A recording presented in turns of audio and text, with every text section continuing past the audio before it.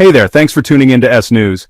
If you want to stay updated on the latest global events and in-depth analysis, make sure you follow us so you never miss a story. And don't forget to support us by subscribing, liking, and dropping a comment below. Your feedback really helps us grow and bring you more of the news you care about. Medvedev crosses the line. Trump responds with nuclear sub-threat.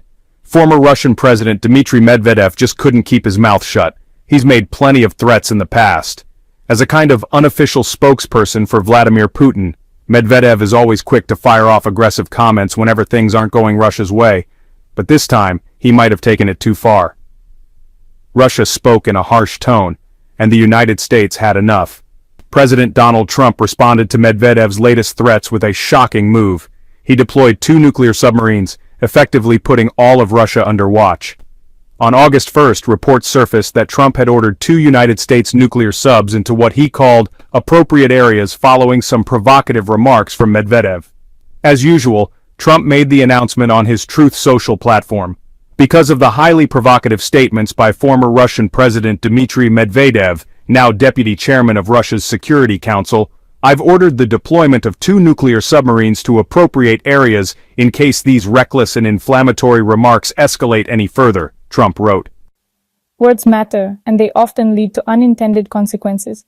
I hope this isn't one of those times. Thank you for your attention to this matter.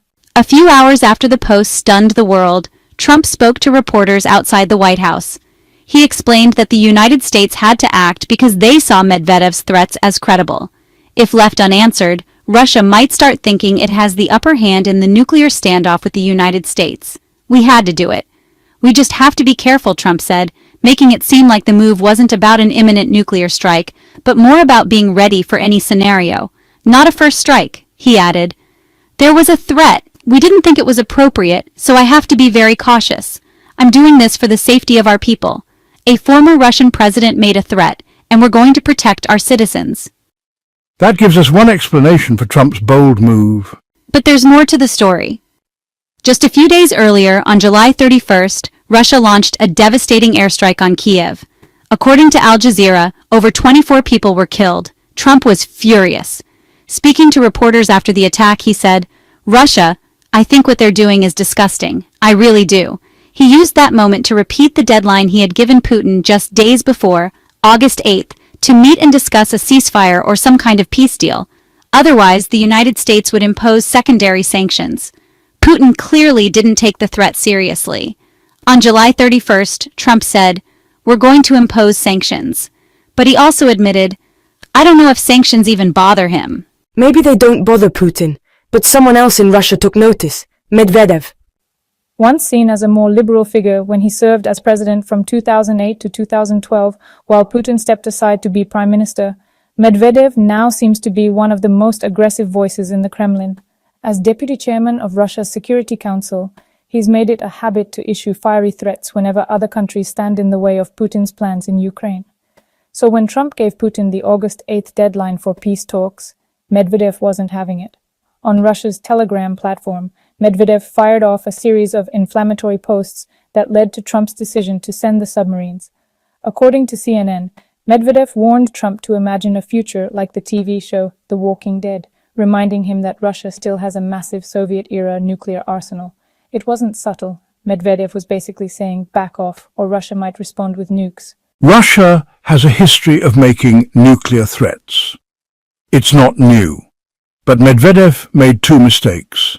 He aimed those threats at a country with an equally powerful nuclear arsenal, and he aimed them at Trump, who is notoriously unpredictable. Trump didn't hold back in his response. On Truth Social, he wrote, "Tell Medvedev, the failed former president of Russia who still thinks he's in charge, to watch his words. He's playing a very dangerous game." At first, Medvedev seemed pleased with the attention. According to Reuters, he said, "If a few words from a former Russian president trigger such a nervous reaction from the arrogant US president, then Russia must be doing something right." He even referenced Russia's dead hand system, a semi-automated command that would launch nuclear weapons if Russia's leaders were killed. More threats, more arrogance. But this time Trump wiped the smirk off Medvedev's face. What started as a war of words escalated into real action. Trump sent nuclear subs toward Russia. Maybe. Some believe Trump's move wasn't just about Medvedev's comments. It may also reflect months of frustration with Putin refusing to commit to any ceasefire or peace talks. Back in March, representatives from Ukrainian President Zelensky and the Trump administration met in Saudi Arabia and proposed a 30-day ceasefire. Putin rejected the idea and has been stalling ever since. He talks about peace, but his actions suggest he'll only accept total Ukrainian surrender. That rejection, plus the deadly July 31st strike on Kyiv, may have been the last straw for Trump. And now he's clearly taking a tougher stance. There's nothing tougher than sending 2 nuclear submarines toward Russia. So what do we know about these submarines? Honestly, not much. Trump said 2 subs were deployed but didn't specify what kind. He only said they were nuclear, which could mean either nuclear-powered or nuclear-armed. CNN explained in an August 2nd report that the U.S. operates 3 types of submarines that could fit the Bill Ohio-class ballistic missile submarines, also called SSBNs. These are the most dangerous, nicknamed boomers, and can carry up to 20 Trident missiles, each with nuclear warheads and a 4,600-mile range. The U.S. has 14 of them. Then there are Ohio-class guided missile submarines, or SSGNs, 4 former SSBNs converted to carry 154 Tomahawk cruise missiles. They still run on nuclear power but aren't armed with nukes. Tomahawks have a 1,000-mile range and are meant for land targets. And finally, attack submarines, or SSNs. The U.S. has 23 each of the Virginia and Los Angeles classes and a few Seawolf class. These fast attack subs carry fewer Tomahawk missiles and are mainly for precision strikes and hunting enemy subs. If Trump wanted to send a clear nuclear threat, the SSBNs would be his top choice. But if he wanted to pressure Russia without risking escalation, he may have opted for SSGNs or fast attack subs instead. Still, everything's just speculation. Trump didn't reveal which types were sent or where they're headed. And for good reason. The US doesn't want Russia knowing where its top nuclear assets are hiding. Surprise is key if things go south. Submarines, after all, are way harder to detect than planes or land-based missile systems. Their exact positions are among the most guarded military secrets. That's why announcing their movement even vaguely is rare, especially during a strategic crisis. By sending subs instead of aircraft carriers, the US keeps its cards close while still sending a strong message. We're ready. And if those subs are carrying nukes, Russia now knows it could be targeted from 4 different oceans, even if it doesn't know where the strike might come from. Still, Russia's reaction wasn't exactly fear. According to BBC's Russia editor Steve Rosenberg, the first response inside Russia was mostly mockery. Retired military figures called Trump's move a temper tantrum and empty talk, brushing it off as dramatic posturing. So, is Russia bluffing now, downplaying the situation because Medvedev went too far and they're trying to walk it back? We may never know. And honestly, we don't even really know the full story behind Trump's decision. The big question, what happens next? According to BBC correspondent Gary O'Donoghue, at this point, everything surrounding Trump's announcement is just speculation. He said, "It's not exactly clear how serious this is. We're always told to take Trump's words and actions seriously, and these are actions." What is clear, though, is that this marks a major escalation in how the US is responding to Russia's repeated nuclear threats. And it forces us to think about the worst-case scenario, a nuclear incident. If it ever came to that, the US and Russia are pretty evenly matched. Russia actually has more deployed strategic warheads, 1,549 compared to America's 1,419, plus a bigger overall military stockpile, including reserve warheads that could be, activated if needed. So according to the Arms Control Association, the United States has about 5,225 nuclear warheads, while Russia has, roughly 5,580. Of course, not all of these warheads are active at any given time. Both countries maintain what is known as a nuclear triad. That means they have land, air, and sea-based nuclear capabilities. The U.S. reportedly has 20 B-2S and 46 B-52S, which, at least on paper, makes for a theoretical total of 1,240 airborne nukes. Though honestly, the real number is probably lower. The B-2 can carry up to 16 nuclear bombs, and the B-52 can carry 20. Right. And according to the Center for Arms Control and Non-Proliferation, the U.S. triad includes B-2 and B-52 bombers. Still, it demonstrates just how serious America's air-based nuclear threat really is. On land, the United States has 400 missiles ready to launch at a moment's notice.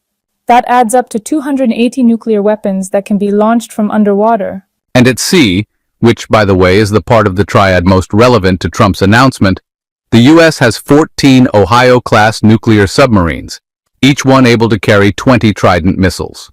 Russia's nuclear triad is no less dangerous, of course. According to the same source, Russia's air capabilities are a bit weaker, with 68 heavy bombers like the Tu-160 and Tu-95 MS. Together, they can carry around 700 nuclear weapons. On land, Russia's got a pretty big edge. Reportedly 306 strategic ICBMs carrying 1,185 warheads. That's a powerful ground-based advantage. However, each of these missiles can carry multiple warheads. But at sea, the United States still comes out ahead. Russia has 11 nuclear submarines, each capable of launching 16 nuclear missiles, which totals about 176. Still, at the end of the day, all this might not matter much. Even if both countries had their full arsenals ready to go, which is, honestly, pretty unlikely given how complex it is to maintain such huge stockpiles, the US and Russia could just wipe each other off the map. That being said, Trump's move probably won't lead to that, hopefully. We do not even know if the submarines he ordered to be deployed are actually carrying nuclear weapons. So maybe all this talk of nuclear confrontation is just a bit premature. What we do know is that a meeting between the United States and Russia is coming up. Axios reported on July 31st that Trump is sending his White House envoy, Steve Witkoff, to Russia for talks with Putin's representatives. Witkoff's mission is likely to convince Putin to take Trump's sanctions deadline seriously. And well, he'll now have the added leverage of those two nuclear submarines, possibly sitting off the Russian coast, in his back pocket during the discussion. As for the sanctions themselves, it's almost certain they'll be imposed if Putin doesn't meet Trump's August 8th deadline. But these aren't your typical sanctions. Rather than targeting Russia directly, the United States plans to slap tariffs on any country that continues doing business with Russia. That means nations like China and India, who buy large amounts of Russian oil, could face heavy import taxes if they don't back off once the U.S. sanctions kick in. This wouldn't hit Russia directly, but by cutting off buyers, it could drain the cash Putin needs to fund his war. Will it work?